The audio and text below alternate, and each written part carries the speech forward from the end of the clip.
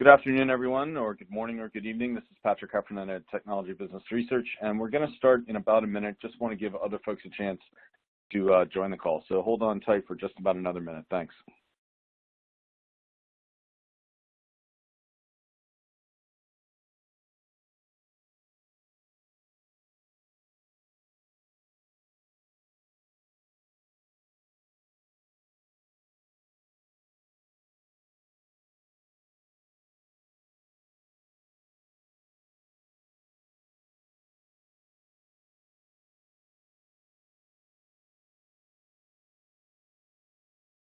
All right, thanks, everybody.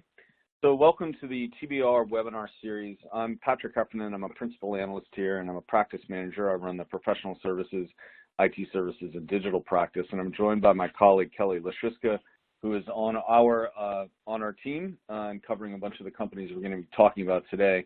Before we get into the meat of it, just a couple of things to note. The bottom of the screen, there's that series of buttons. Left to right, you can see the slides, you can see the audio controls, Q&A.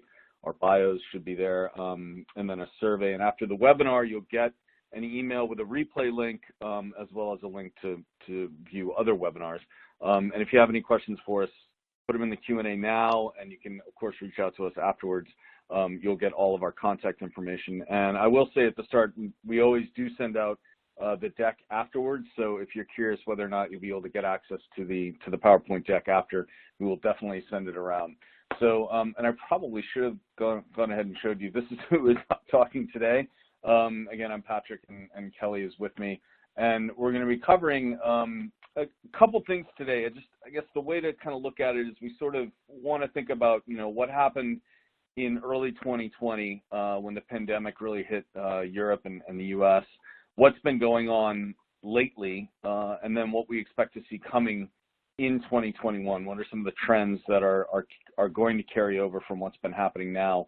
And just a reminder, so if you're new to this series, if you're new to listening to Technology Business Research and how we do things, we look at the market, the larger market, by looking at the vendors first. What's their strategy?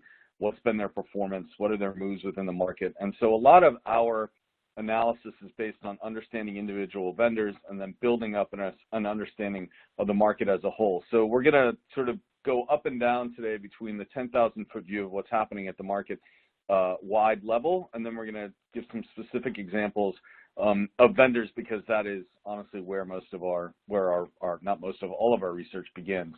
So we're going to start off with getting to the market fast during the pandemic. And March and April of 2020 seem like years ago. It doesn't seem like just a couple of quarters ago. But looking back, we can kind of see most of the IT services vendors and the consultancies that we cover had very similar reactions when the pandemic really hit. The first was to make sure their employees were safe and could work.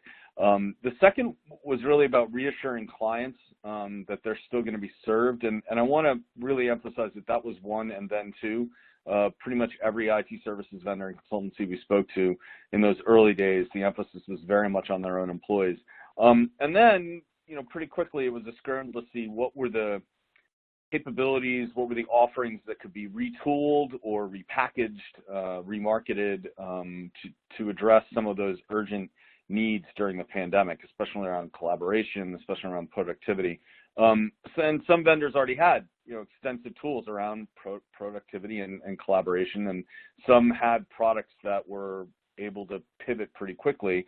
So who moved fastest really came down to, well, not only who moved fastest, who was able to deploy rapidly, but what impact they had on their clients, on the market, and impact against the pandemic as a whole really did come down to organizational agility, not necessarily just the agility of any one single practice or any one single group within these companies, but really the larger organizational agility, and then leadership. So we're going to dive into a few examples of that.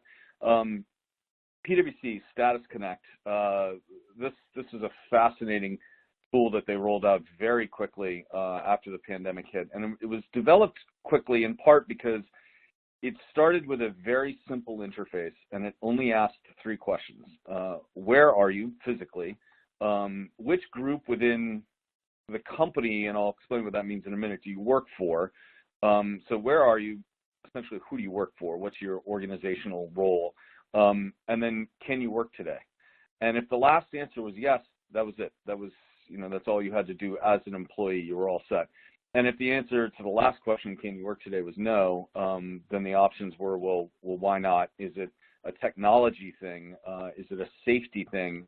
Or is it something other? And in talking to PwC about this, it's fascinating how the other really came about because they realized for some people it was, it was going to be more a sort of a personal situation at home, or just sort of, desperately needing a mental health day or whatever it might be. So they launched it and they used it internally, which, as we've seen over the years, is always a very smart move. And they made it free for all their clients that wanted to use it until September of this year. And to be honest, I have not double-checked with them whether they extended that or not. And it really did address one of the most pressing issues that I started off with, and that is, are our people safe and okay? But it also set the groundwork for answering the longer-term questions, and particularly around, are our people productive, being productive? Are they able to work? And if not, why not? And so you could see the appeal right away to COOs, but also really to CFOs, thinking about sort of resource allocation. Where do they need to have more people? Where are the resources being used best? It helped thinking about which regions or which parts of the business were struggling more or operating more smoothly. And let me stop myself right there and explain. When I said that second question was, which group within the company do you work for? From the mindset of PwC designing it, of course, it's, are you in audit? Are you in tax? Are you in, this particular client-facing group, that particular team, whatever? And it just allowed them globally to understand very rapidly with their people. For their clients, of course, it's the same kind of thing. Which division are you in? No personal identification stuff, just really which division are you in? And then, of course, it's good for the CIO to see, where are the technology problems, what are the groups, or where are the areas where problems are most prevalent, and what can they do about it. When PwC rolled this out, they also, wanted to include and eventually build towards having a tracing capability as well. Who within your organization, went where, who were they close to? Honestly, it's all the elements of contact tracing that all of us are now way too familiar with. At the time, seemed really cool and out there. Now it's just routine. And again, they set it up to be very basic, unless of course you as a client wanted to pay for some customizations, adding other questions, adding other kind of identifiers, whatever it might be. And from my perspective, looking at PwC, not in the context of were they doing something good for their clients, which was clear, and doing something good for people during the pandemic. But it was also a really smart business play to roll it out quickly, test it on themselves, and then design it in a way that could be customized if it wasn't, initially too complicated and too custom. So that was PwC Status Connect. Accenture, interestingly enough, hosts a Chief Human Resources Officer Forum, and they, through that forum, learned very early on in the pandemic that one of the challenges that companies were facing is you had some companies within this forum had huge staffing needs, and then think Amazon and their warehouses, or even think Walmart and their retail floor, or not retail floor necessarily, but their warehouses as well. And then you had companies, of course, that belonged to the forum who had the opposite, who had an awful lot of people who were idle, and they're not sure what they're going to be able to do with them at any time soon. I mean, the easiest one to think of is like a Marriott. Suddenly you have an awful lot of people that are not cleaning hotel rooms or staffing kitchens or whatever it might be. So in a couple of weeks, Accenture built, based on the forum and this Chief Human Resources Officer Forum, I think it was in April, in a couple of weeks in April, they built out a business-to-business platform that helps companies match available workers to open jobs based on a criteria around location, experience, the number of openings, that kind of things. What I think is really important to understand about this one is that it was done as a business-to-business platform, and it was not a sort of glorified or pandemic-induced LinkedIn.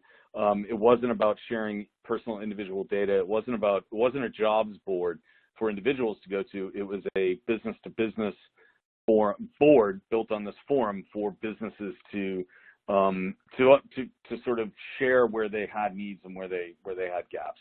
And then, like PwC, Accenture offered this free to use for any business that wanted to come on board, sign up for and all that. And interestingly, they also included a knowledge sharing component that allowed the chief human resources officers to complain about what's going wrong and sort of celebrate, I guess, the things that went really right. So that's two of them, and I'm going to turn it over to Kelly now to talk about EY. Thanks, Patrick.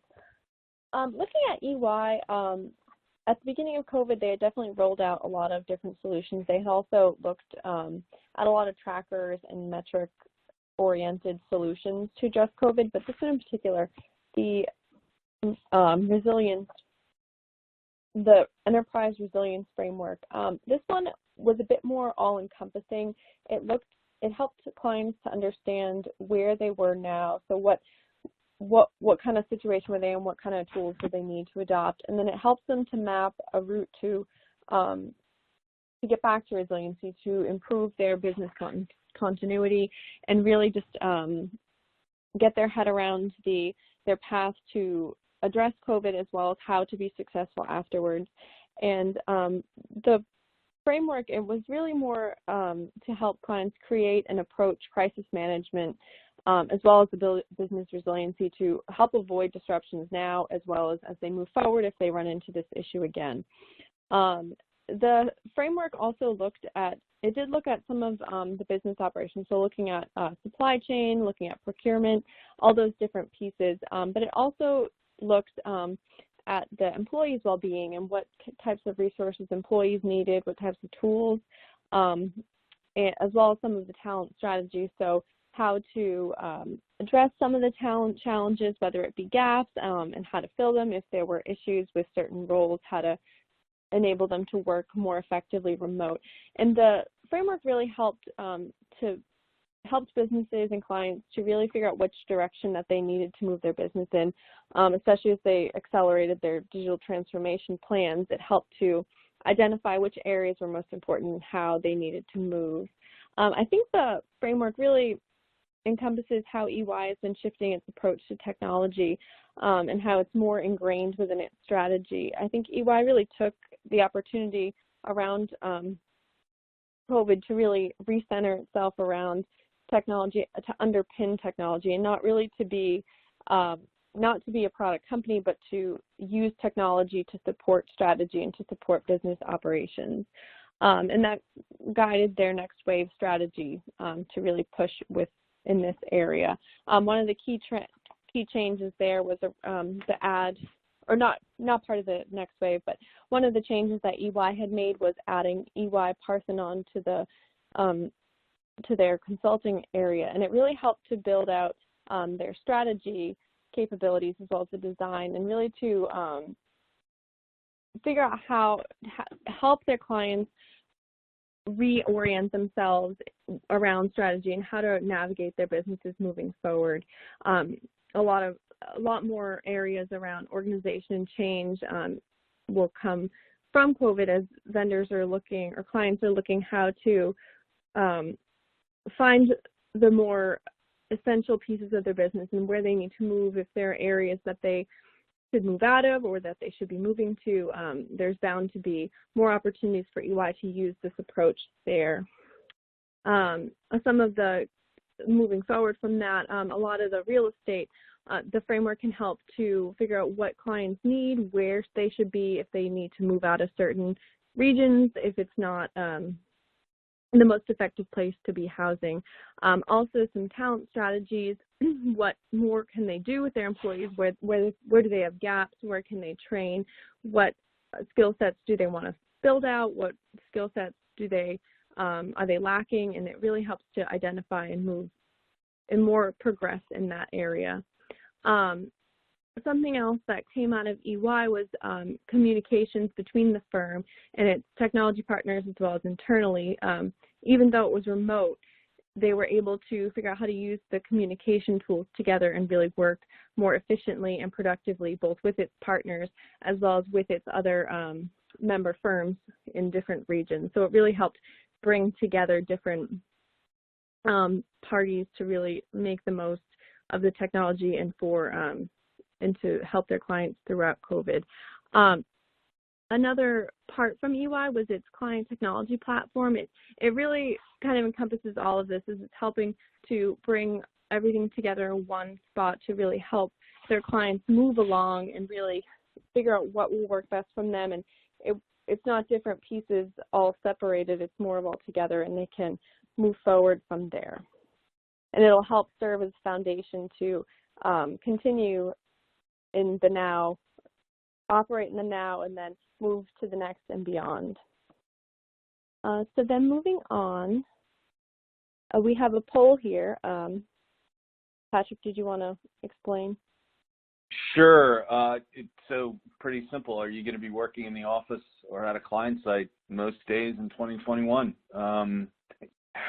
And Kelly and I were putting this together, and we kind of laughed at that last question.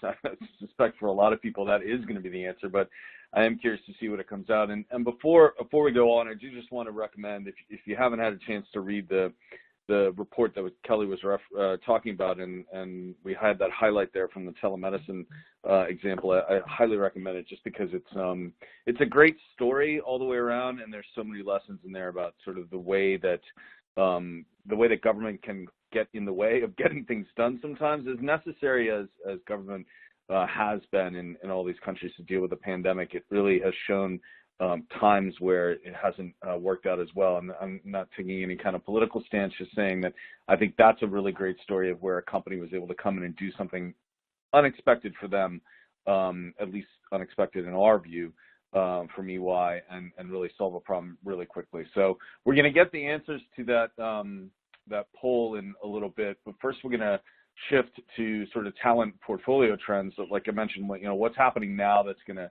continue into next year. So I'll turn it back to Kelly. Thank you. So looking at some of the delivery models, the talent models, and how vendors have really shifted their strategies in this area. The pandemic really brought out a lot of inefficiencies, non-essentials, what is essential and what needs to be done and how it should be done. So a lot of vendors have been looking at how to shift this and really make it the most effective. How can they conduct roles in new ways using these technology solutions? Which roles are no longer really needed? And they're able to refocus their efforts around technology. Something that was a bit interesting was both onshore and offshore headcount growth among the 30 vendors that we track in our IT services research. Headcount grew in 2Q20, which was when a lot of the vendors really were experiencing the pressures of COVID, and they were still trying to work out how to onboard, if they still need to hire. They were still working through that, but headcount still grew, which was a bit different. They were still investing in these new areas. They saw the need to really, as well as for their clients, but vendors themselves also recognized what areas they needed to accelerate and change in. And so a lot of looking at the nearshore and offshore headcount, that really was driven by with the increase in remote tools, vendors were able to see how they could operate in regions that they didn't necessarily before. So using AR and VR tools to support with onboarding, as well as hiring and training, they were able to engage in these new areas that they hadn't before. So they were able to take a more global unification, a more global approach to really create collaboration between and see which areas they could build in that they hadn't before. Onshore was primarily driven by acquisitions. Vendors, they still saw the need to build out in different areas, whether it be related to COVID or if it was just part of their overall technology strategies. They were still acquiring, and they were a lot of the additional headcount, whether it be technology experts, data expert, not technology, sorry, data scientists, architects, different roles that they were looking to build to really support shifts now as well as uphold them going forward. I want to take a look at some of these charts on this slide too. They're also based on the 30 vendors that we track in the IT services benchmark. So looking at the utilization, while shifting to remote work, moving all of their employees overnight or sometimes in a matter of a few days to remote work, definitely took, for some vendors, it took a bit more to get over some of the initial challenges of collaborating with each other as well as with their clients, making sure that they were still able to conduct and deliver services that they did prior. While vendors have worked out the majority of hindrances, so now they're able to operate a bit more effectively than they had at the beginning of the pandemic. But something to call out on the utilization is that it had actually utilization performance had started to flatten prior to the pandemic due to a lot of the increased hiring efforts as they were looking to build out their digital security, AI, and different data staff. And so that had really kind of impacted utilization even before the pandemic had hit. They were also looking to retrain employees, so they were bringing their existing employees up to par on different portfolio areas and really support the push in those areas. While the pandemic did create additional pressures, vendors have adapted to remote working, and so enhancing delivery resources and implementing these collaboration tools is helping their employees to engage in different ways than they had before. So they're able to really work with other parts of the organization that they may not have before. And so they're able to create stronger client relationships and push business in different ways. The improvements in resource management, such as the training and the tools, is really helping, or it will help vendors to avoid large dips in utilization going forward, especially as some countries have returned to lockdown, others are going to. It'll help them avoid any impacts that they had at the beginning of the pandemic now. Looking at attrition as well, it had been increasing in the late, throughout 2018 and 2019. It had been increasing from competition from other vendors. A lot of the employees were looking to pursue new areas, pursue new opportunities. They went to different companies that were providing either better career paths, better training opportunities.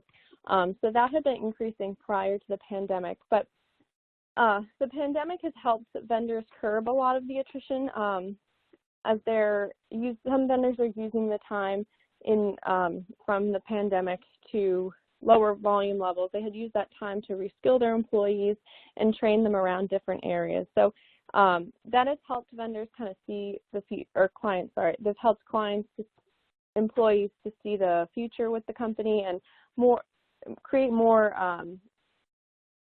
career paths that are more aligned to the skills and the needs of employees. So moving on to the next slide. On this slide, we wanted to show some of how the vendors are planning and preparing for post-pandemic environments and engagements. Some of the main callouts that I would like to note on this slide is around the ongoing trend of the future is hybrid. Many of the vendors saw this quickly on how they needed to learn how to engage in remote settings as well as the on-site piece. They're learning how to blend the two instead of shifting from entirely on-site to entirely remote. It's more of a blend. One of them was EY that I want to call out, EY and its wave space environment. At first, they had kind of faced some challenges to create an effective remote strategy, but they've worked through with different experts leading the remote piece and then the smaller and differently oriented in-person piece now in safe settings and complying with local regulations. So a lot of the different hybrid approaches are definitely we'll see a lot more of that. I think that's going to guide a lot of the portfolio development is around how do we support both remote as well as add in the on-site piece. Going back to the real estate footprint, a lot of clients and vendors are not planning to eliminate their entire real estate footprint, but they are able to make more effective use of space, so they can shift the way that the space is structured to be a little bit different, so to change the experience for both employees and for clients. Now that they've adopted different collaboration tools and remote and digital solutions, they can implement those into the existing on-site places to change the experience and make the discussions and engagements more effective for clients. And with that, Kelly, I'll jump in with two quick thoughts. One, just want to make sure when we're talking about hybrid here, we're not talking about hybrid IT. We're not talking about hybrid cloud. We're talking about hybrid as a way of engaging clients, as a way of delivering to clients that across the IT services and consulting space. And there's going to be a predictions document coming out from us soon that will expand on this quite a bit. If you look at the EY piece that came out recently, it talks about that. The other thing I want to mention is that Kelly talked about the wave spaces, and PwC has experience centers, and Deloitte has greenhouses, Atos has their BTICs, Capgemini has their applied innovation exchanges. Everybody has one of these kind of innovation and transformation centers. We did a special report on those back in October and a market landscape as well. So look for those, because that is actually something else that is going to accelerate this entire move to hybrid. So with that, I think we're going to see the poll results, and yeah, so 5%, and even if you include half of the people who's going to have to go back, it's still pretty low. Not surprising. I mean, Kelly, you can weigh in here too. I personally have no interest in going back into the office until things are a lot safer. But it'll be interesting to see how much that number changes between now and June. Kelly, any other thoughts on that? Yeah, I think at first it was a bit difficult to get used to some of the remote tools, but I think now that employees, and we of course, have learned how to engage remotely with each other, I think being in the office some days definitely does make a difference, but it's not essential. I think with a lot of vendors as well, they've figured out how to make things work remotely that maybe they didn't think was possible before. So I can't imagine that I would be in the office every single day in 2021, but maybe more so than this year. But I think with the change in how we interact remotely now, I think a lot of things definitely can be done now that hadn't before. And I'll touch on this in a little bit later in the presentation, but it's really striking how many IT services vendors in particular early on in the pandemic talked about the need to get people back to the offices, that even though this disruption, and I think early on people thought it wouldn't be as long, this disruption, they were able to handle the shift to remote. And I'm thinking particularly the India-centric IT services vendors, talking about the shift to remote working and how successful they weren't able to do it, how successful they were able to do it, followed immediately by, but we'll be bringing our people back in, with a couple of exceptions, one of them being, I believe it was TCS, that from the beginning said we're going to move to 70% of our people being a remote workforce by 2025 or something like that, which seems like a really high number until you fast forward 6 months and, basically 70% of the people participating here are saying, yeah, they're not going back into the office. So I guess that's not too surprising. I even just learned today that our analysts that look at the public sector IT services, so really focused on U.S. federal government, were telling me today that a lot of the IT services vendors in that space, or particularly the ones whose contracts are more heavily weighted toward the civilian agencies, are probably going to be mostly remote going forward, even once this pandemic is over, which to me is a bit shocking that you would have IT services vendors providing services to the U.S. federal government actually working from home. It's just not, goes against a lot of what we think has been traditional delivery in that space, but that actually is coming as well. So With that, we're gonna shift to more of what's coming in the future. And you know, this is really simple. All the factors that we've been talking about that go into that decision. Are you going to work remote, or are you going to be on the client site? Are you going to deliver from offshore or from onshore? Are you going to work from home, or are you going to work in the office? All of that is up in the air now. It's all being reevaluated by all of the vendors that we talk about. And the shakeout from that is going to continue and probably continue in new ways that we haven't really thought of. We're going to dive into 3 specific geographic areas, but I want to share a couple more sort of big picture thoughts on this. One of them is that, and this may be a little surprising, I don't think consultants are going back into their clients' offices like they used to ever. The consultancies themselves can take every possible measure to make sure their own offices are safe working environments, but they can't say the same for every client, and they can't guarantee their own people their safety absent some kind of agreed certification or enforced regulations, or some sort of super OSHA or something.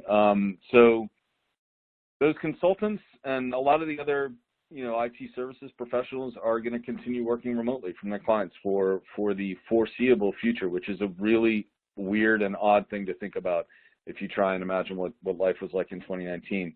A second big picture point that I think is important to understand as we go into all this,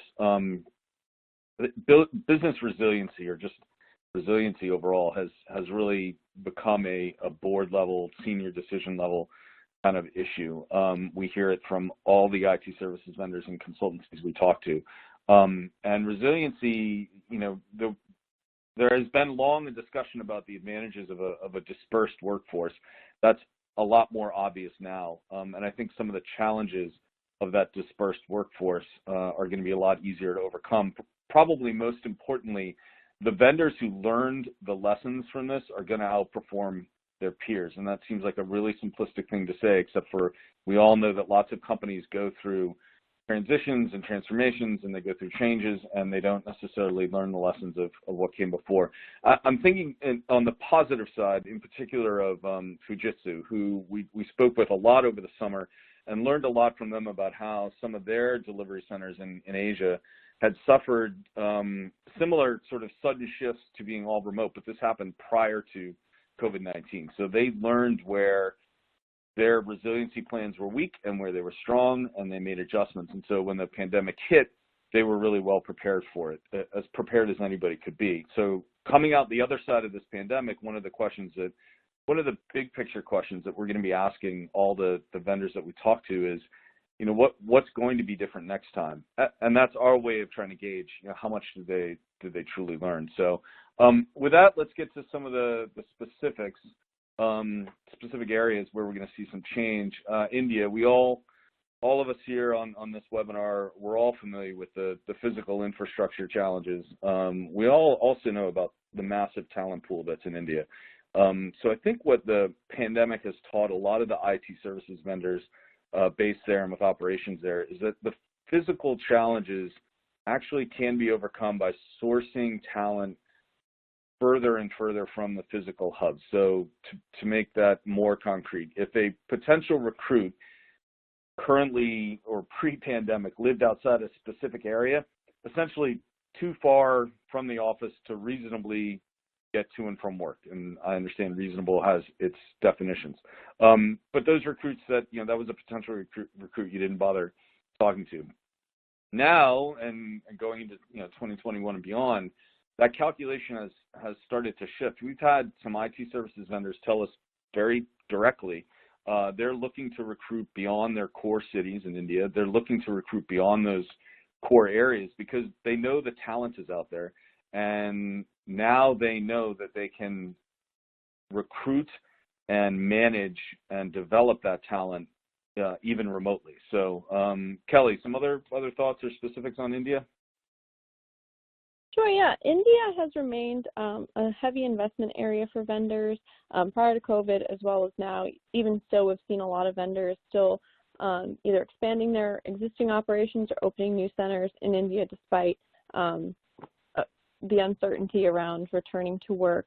I know T-Systems announced a plan, I think it was about a year ago now, to hire an additional 3,500 employees in India, and they had a smaller an estimated smaller set of employees in the region, but they were still looking to benefit from that low-cost area. And I think the need has really come out now, especially around the heightened way on the infrastructure and the IT. We'll definitely see a lot more stronger investments, either more quickly looking to build this or more vendors hiring this.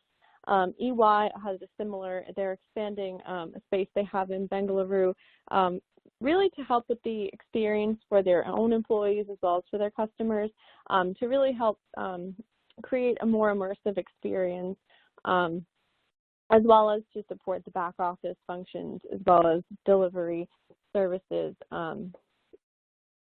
Yeah, I think we'll see it a lot more from some of the other vendors too, vendors that previously hadn't. I know a few of the other, aside from T-Systems, some of the other European vendors had been looking to develop further offices and hire additional employees in India as well. Yeah, so more change coming there, but that's a traditional sort of offshore spot. So now we'll shift to Egypt, and this is just a great story of government investment and back to that and leadership from the government fueling demand for private sector services. And again, it's a great story. We over the course of this year, a few different times we've spoken to folks on the ground in Egypt about what's going on, and just to put the sort of framework around it, the country has a number of significant advantages when it comes to delivering IT services globally, but particularly, honestly, to Europe. So one, they're in the same time zone. Two, they do have a highly educated workforce, and a growing educated workforce. Three, there has been an emphasis on the multilingualness. There's probably a better way to say that, but what I mean is that there has been an emphasis on not just English, but lots of European languages as well, so that it can deliver to European clients in their native language. And then, of course, the real thing that is easy to forget, but actually matters a lot, or I guess it used to matter a lot, is that it's a short flight from a lot of the European headquarters of their clients down to Cairo. So again, we spoke to the government agency which helps IT services vendors starting up and working there. We spoke to a locally based IT services vendor who provides services to European clients, and we talked to a couple multinational companies that are running their own IT services operations in Cairo. So Egypt is not it's not without its own challenges, but to go back to what I was saying, that sort of big picture thing about resiliency and diversifying the footprint, when you combine that with all the things I listed above, the workforce and the spoken languages and the short flights and all that, and then you add there's sort of a track record there now. The government has been investing enough, and the companies that are there have been successful enough that you can see that it does work, and there's huge potential for growth. This to us looks like a hot spot now. Going into the future, it'll be really fascinating to see the way that Egypt grows as an IT services alternative to India, to the Philippines, to even Eastern Europe. So we'll see how that goes. I mean, to me, I think it's a fascinating story. There's actually a third special report in here that is not shown on those two, but it's worth looking up on our website. And then the last one that we're going to talk about for a few minutes is near shore, rural shore. This story has been developing for a while. I think COVID only accelerated this. And I mentioned before the U.S. federal government. We've seen rural shoring happening in a bunch of different industries, and that to me is what's kind of fascinating. Is it's not limited to any one area or any one particular kind of services or kind of delivery. When you add in the visa issues of the last few years, and I keep coming back to this resiliency and diversity, I think we're going to see a sustained effort by a lot of IT services vendors and consultancies consultancies set them aside, by IT services vendors to find new ways to staff more locally. So the India-centric firms in particular, even the Atoses and the Capgeminis of the world, the Fujitsu and NTT and DXC, all I anticipate will continue to grow their staff locally in the U.S., Canada and Mexico, certainly. Kelly, some other thoughts on this? Yeah, sure. I know we've seen a few vendors investing in different parts of the U.S. I think a lot of times the vendors look in more densely populated areas to build out, but I know we've seen a few spread out. I know Infosys a while back had opened quite a few hubs spread throughout the United States. So there was one in Connecticut. I think there was one in the Southwest region and one in the Northwestern region. And I know we've seen a lot more vendors increasingly do that. EY had announced its plans to open a center in Ohio. It's in collaboration with Nottingham Burke, but it's focused around manufacturing, and I think we'll see a lot more vendors doing that, so building out in these different parts of the United States. I know these are a bit more onshore areas, but I know we've seen a few in the UK as well. I know KPMG opened an Ignition Center in London. It's part of a global network, but it's just another one. Just even though we're part of it's still, the pandemic is still going on, the vendors are looking to use these investments to implement some of these new models that they've put in place, some of these new portfolios that they've put in place. So I think, and also for training, I think they're using them as a bit of a blend of the online as well as the in-person training. Even though some of these are in higher cost locations, they're able to use the centers for different things than they had in the past, so it's not quite the same experience. It's not quite the same center. So I think we'll definitely see opening centers and hiring in different areas than we had prior to the pandemic. I think a lot of the barriers have definitely come down, and they're seeing different ways to make these real estate footprints work. Excellent, thanks. So we're going to do one more polling question, ask you guys a question before we take your questions on. So based on everything we've said and looking ahead, where do you anticipate the majority of investments are going to be focused going forward? So portfolio expansion, footprint, and headcount. And so there's a difference between adding headcount and then doing talent and training. So by talent and training, we really do mean hiring probably more experienced people and then investing in training of the people you have. And that was we know that in 2020, that's been a huge emphasis for a lot of IT services vendors to use that downtime that they had that they didn't necessarily want to train. Could be something else. And then honestly, sometimes as we take a step back and try and look at the big picture, we realize that it's almost impossible to know, in particular in a year like this, that we all are looking forward to ending as soon as it can. So while you are thinking this through and answering, just want to point out this is our coverage of the IT services space. We also cover management consulting, as you can guess, because we've mentioned a few of the firms a couple of times already on this, or more than a couple on this presentation. I'll mention more on management consulting at the very end of this. We're doing a webinar on management consulting in sort of the COVID era next week, so you can tune in for that. But this is broadly what we cover in IT services, and then we have digital transformation. Let me show that as well. Our digital transformation portfolio is changing. It'll be a little bit different in 2021. This is what exists right now and has existed for the last couple of years. It is a monthly publication as opposed to quarterly, and it does go beyond just IT services and consulting, and it goes into emerging technologies. It goes into what we call voice of the customer. So it's essentially a portfolio that extends all the way across all of technology business research. And so here's the answer. No one looks at headcount. Everyone's looking at talent and training and portfolio expansion. I'll say what I think, and I'll turn to Kelly for any last thoughts on this.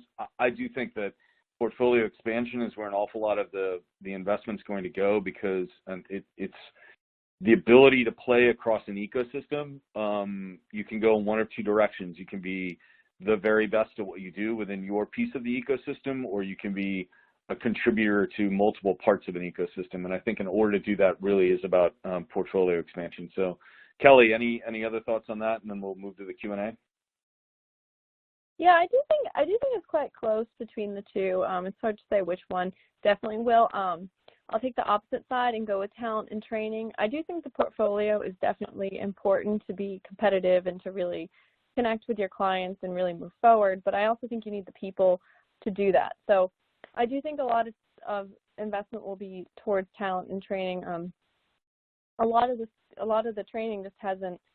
It may not have been as focused on, it may not have been as emphasized in the past, and I do think vendors are really starting to see the importance of training their employees, and it's more of an ongoing, it's not just a one and done. I think focusing on that ongoing learning and really focusing on providing experience alongside, I do think we'll see a bit more focus on that.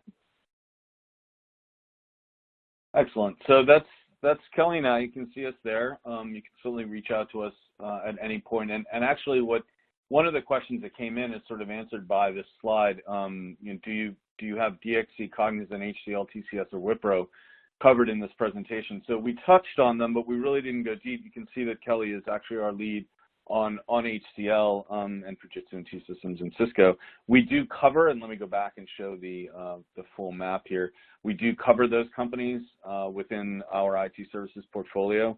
So for most of these companies, we put out a quarterly report. Some of them are only covered in the benchmark itself, but certainly reach out to us and ask us specific questions about those particular companies. I think we went with some of the more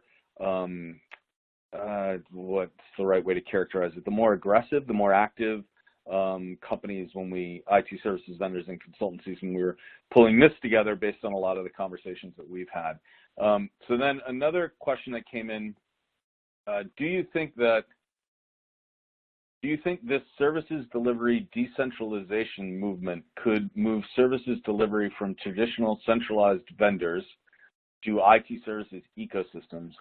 Absolutely. I don't want to shout, but yes, absolutely. And we talk about this a lot with the IT services vendors and the consultancies themselves. We talk about it a lot with their clients, and we talk about it more than anything else with their ecosystem partners, whether it's the hyperscalers or other technology players, the SAPs and the Oracles of the world.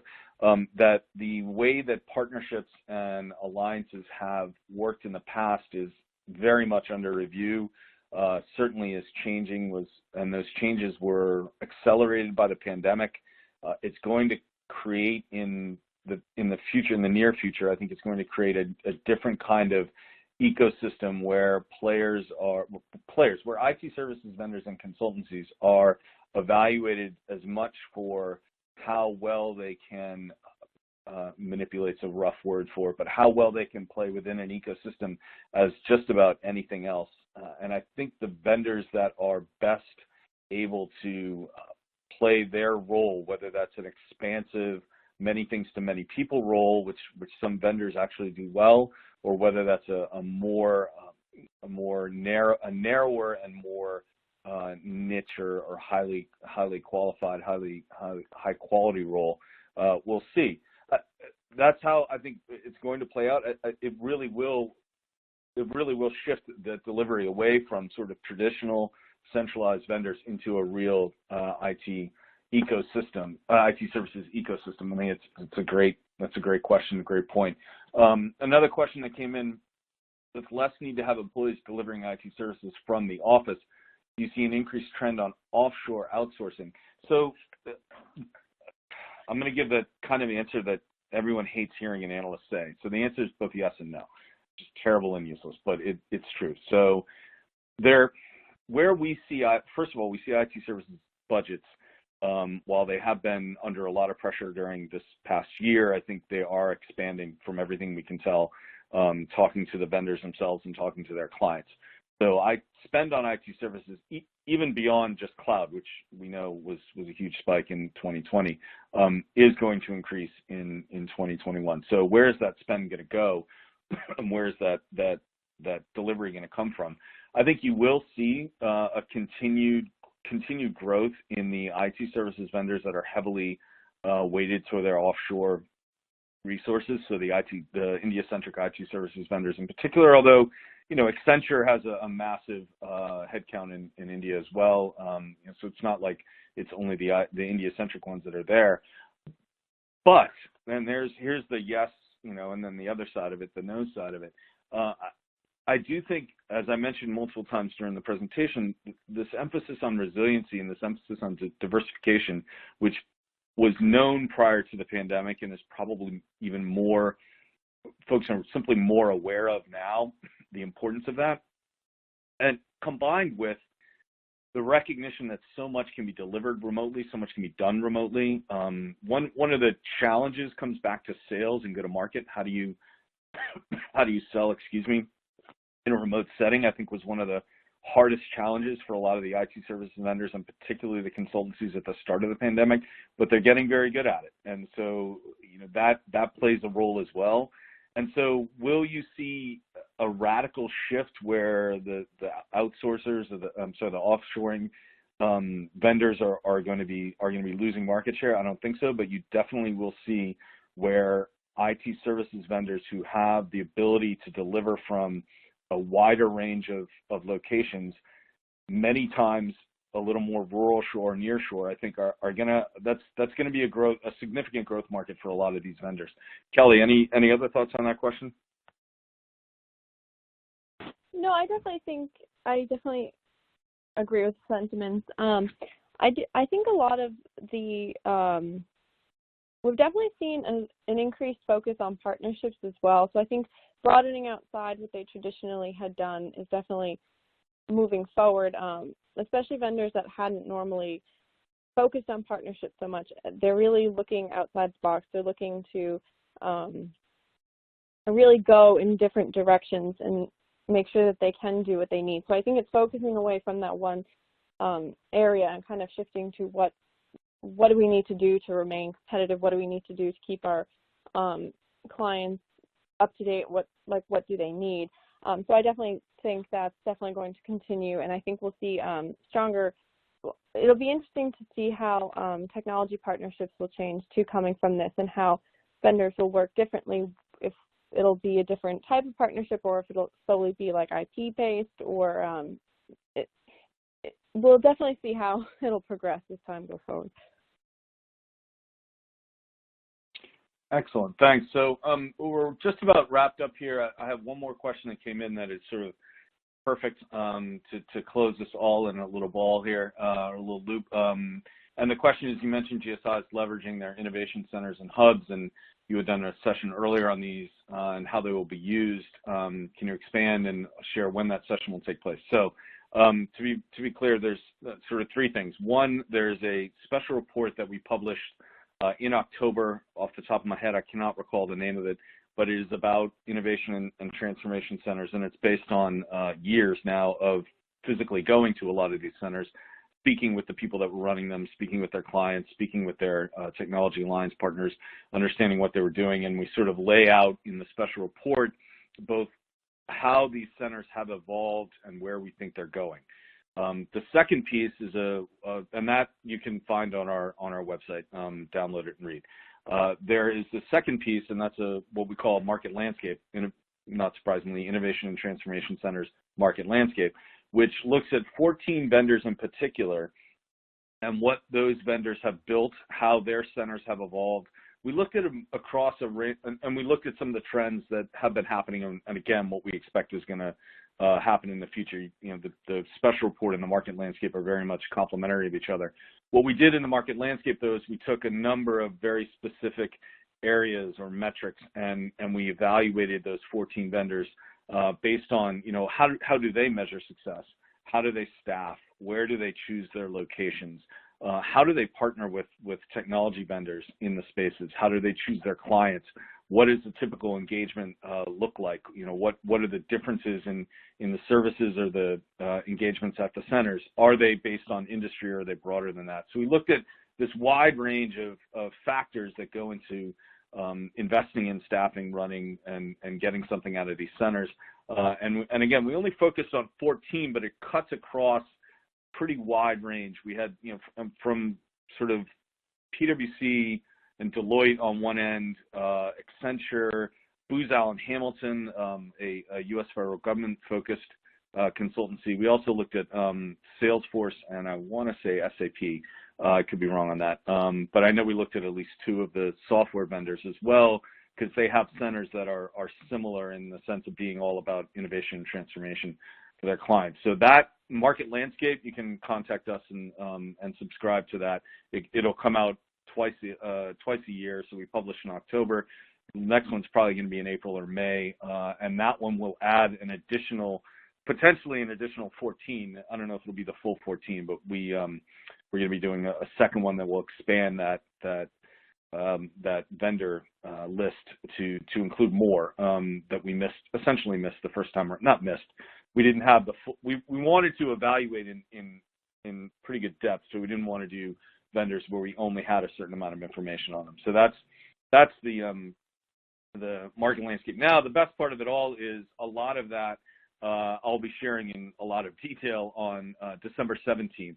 So that's actually a Thursday. We typically do webinars on a Wednesday, but it's actually a Thursday 2 weeks from now at 1 o'clock, same exact place. You can probably go on our website now and register for it. And it's going to talk about the ways that hybrid engagements, what we talked about, Kelly mentioned and we talked about for a bit earlier on, how that's going to change what these centers look like, how they operate. So we'll go into great detail about the changes that we've seen. And to be honest, like I mentioned, we've gone to these over so many times over the years. We've had thoughts in the past about, what was going to be different about these places going forward. We've been right, we've been wrong. So I'm going to make sure that we include sort of how we understand that this new hybrid way of working is going to actually have an impact on these centers. And then a final note here as we close out. So you can reach out to any of us or both of us with any questions. If you can fill out the survey, I would certainly appreciate that. There will be a replay of this webcast. If you want to see it, you'll get a link to that or to share it. If you want to see what's coming up or previous webinars, just go to our website. And then next Wednesday, as it happens, we are doing another webinar specifically on the management consultancies, how they performed in the first 9 months, first 10 months of 2020. Well, how they performed during the pandemic in 2020. What are some of the key trends that are happening across management consulting? And then we're going to dive deep on the CX-centric advisory sessions, like how demand for those kinds of management consulting sessions, was a boom. It's been a little bit of a bust, and what's going to happen in 2021. So we're going to dive a lot into sort of the customer experience stuff, how that has been the creative agencies and the competition among those and the marketing firms with some of the consultancies and how that changed over the years, and particularly as a result of the pandemic and what's coming up after that. So that, again, is next Wednesday at 1 o'clock. And I think that's all the questions. Kelly, any other last thoughts before we close out? No, I think you covered it all. Excellent. Well, thanks, everybody. Really appreciate it. And please feel free to reach out to us directly if you have additional questions. Thanks.